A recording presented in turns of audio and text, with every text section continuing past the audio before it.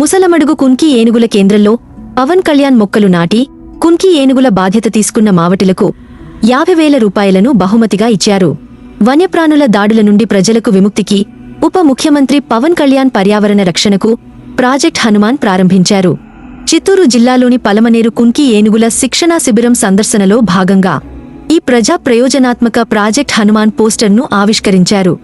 Hanuman project యొక్క ముఖ్యోద్దేశాలు చెప్తాను వినండి. పెటియం పప్పిస్ మీరు కూడా జాగ్రత్తగా వినండి. 1. మానవులు ఏనుగుల మధ్య సంఘర్షణను నివారించడం. 2. సంఘర్షణ ప్రాంతాలకు వేగంగా చేరుకోవడానికి రాపిడ్ రెస్పాన్స్ బృందాలు. 3. గాయపడిన జంతువులకు ప్రథమ చికిత్స మొబైల్ వైల్డ్ లైఫ్ అంబులెన్సులు. 4. వన్యప్రాణుల కదలికలను ట్రాక్ చేసేందుకు AI ఆధారిత హెచ్చరిక వ్యవస్థలు. 5. రియల్ టైం పర్యవేక్షణ కోసం డ్రోన్లు. 6. రక్షణ, పునరావాసం మరియు వన్యప్రాణుల నర్సింగ్ కోసం ప్రత్యేక యూనిట్లు. 7.